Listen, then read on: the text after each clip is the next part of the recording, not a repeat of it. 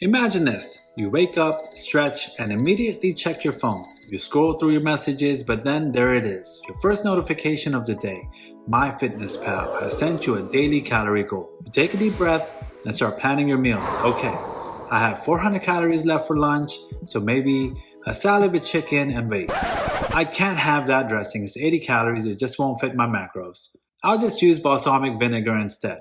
You start to feel the pressure mounting already, but you push it aside and get on with your day. Later, you're out with your friends, you're enjoying the conversation, but every time someone orders something indulgent, you can't help but wonder how many calories is in that? Is it worth it? Should I just skip dinner to stay on track? But then picture this. You wake up and the first thing you think isn't your calorie count, is how you're feeling. I'm a little hungry this morning, but not starving. I think I'll have a bowl of oats and fruit because that sounds good right now. No measuring, no tracking, just a choice that feels right. Later, you're at the same restaurant with your friends and you're not counting the calories in the fries or the pizza. You're not even thinking about the food in a negative way. You simply listen to your body. Maybe you'll have a few bites or maybe you'll leave some behind and you're okay with it. The question is, which approach would make you feel better in the long run? Does one way make eating feel more free while the other feels more restrictive, like a never-ending calculation?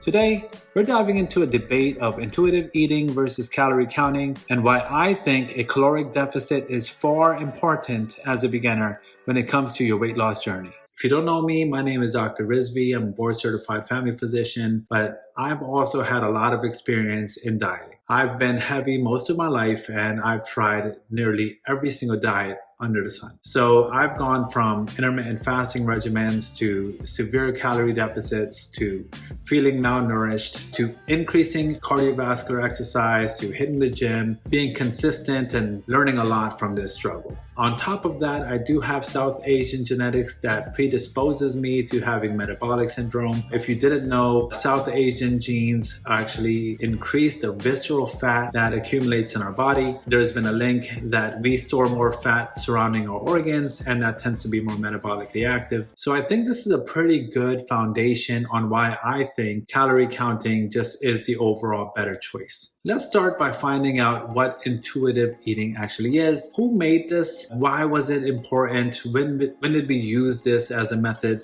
for weight loss? And who would benefit from it versus who should just avoid it? So first of all, intuitive eating is pretty recent. This concept was formulated by nutritionists and dietitians. They're basically trying to emphasize that mindful eating and looking at the cues that your body might produce, such as hunger levels and satiety levels. This is how you want to approach diet. It's not as restrictive as calorie counting and it allows you to have a good relationship with food. From a psychological standpoint, this does make sense. Compare this to calorie counting where you might want to grab a calculator like MyFitnessPal and enter all your digits into this. This is where you find your maintenance calories and make a deduction from there. I always recommend doing this as the first step in a weight loss journey. So what are some pluses about intuitive eating? For one, it's sustainable. You don't have to bring a scale with you or your calculator. You can just go to a restaurant, look at the menu, think of which foods are best for you, look at your hunger cues, and then go from there. Why I don't like this is because each food is not just a serving size. The caloric density of a food does play a role. And based on my experience, if you're not putting this number down, you really won't know if you're in a deficit or not. Let's take, for example, you take 4 ounces of beef, depending on what type of beef you have, how lean the beef is, and how it's prepared. Or you compare it to 4 ounces of chicken breast versus 4 ounces of chicken thighs. Now, if you look those up, all of them have such a different calorie balance, different protein content. And if you really are just trying to start off on this journey, it's better to go in with a head start so you can make minor changes to your diet rather than just say, well, I think I'm eating healthy, why isn't the weight coming off? There is one meta-analysis published in Appetite. It was found that intuitive eating was associated with higher levels of physical activity and better psychological well-being. And perhaps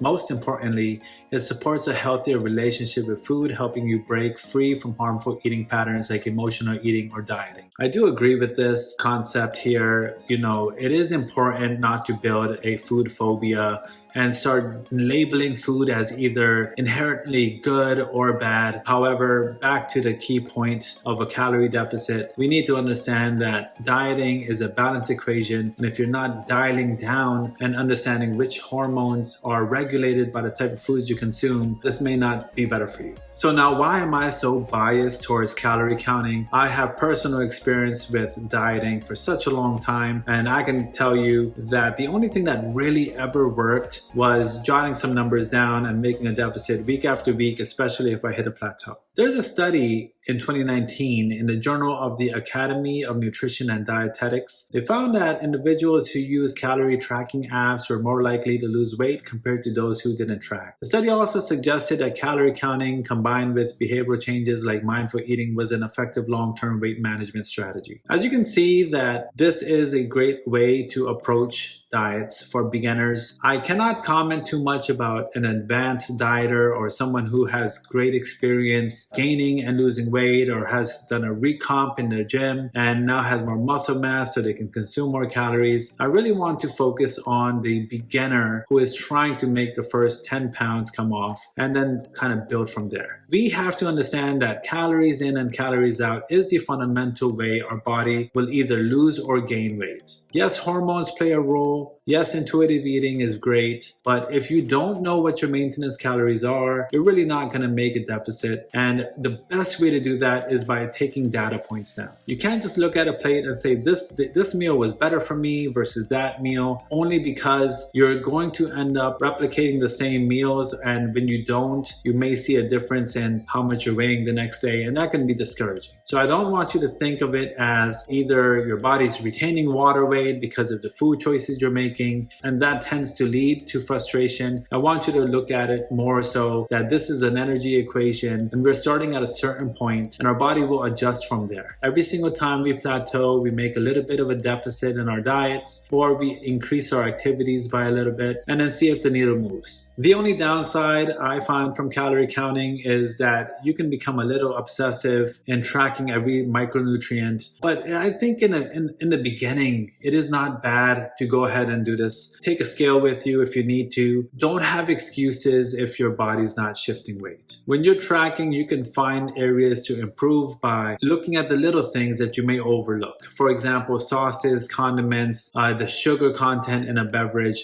All of these things will play a role if your needle isn't moving. And when you're tracking your calories, you're able to get this data and make a difference from there. You might not realize it, and if you are intuitively eating, you might have a salad with a little more dressing than you should. But if it's measured properly, then you can still make the gains you're looking for. So which one is better for you? I think that there's a different level to a beginner compared to an expert. A beginner doesn't have a clue of how to approach the gym. A beginner doesn't have a clue of how to make a calorie deficit, and oftentimes undereats way too much. Sometimes when we go into intuitive eating and then enter a diet, we tend to undereat, and then down the road we feel very energy deficient, tired, and loss of motivation. So if you find that calorie counting can help keep you on track at the gym, then that is for you. I always tell all my patients that when I manage their diabetes, their blood pressure issues, their obesity, and they don't want to use medications like Ozempic, I ask them to just track the calories for 2 weeks, step on a scale every single day, and then we'll make a calorie deficit from there. When you don't know what you're looking for, it's better to understand what your baseline is, and then you can have a moving target every single time you hit a plateau. I hope you enjoyed this video. My name is Dr. Rizvi. I just wanted to give you my 2 cents as we're approaching January 1st, where, we all have New Year's resolutions. We all try to lose weight. We all try to get back to our optimal health. So just kind of look into it. If you like intuitive eating and you may have a history of a food disorder or an eating disorder, then maybe intuitive eating works for you. But if you're a beginner and you're open to it, I do suggest grabbing a calorie counting app. I use MyFitnessPal, and then making a deficit from there. If you'd like to follow my journey, my name is Lift with Riz on Instagram, and I post weekly updates on my calories, my current and goal weights, and then I also talk about different videos that I plan on doing. If you enjoyed this content, please hit the like button, share, subscribe, send to a friend, leave a comment below. Tell me your experiences on what you've dealt with, and I'd love to build a community. I'll speak to you soon. Till next time, have a great day.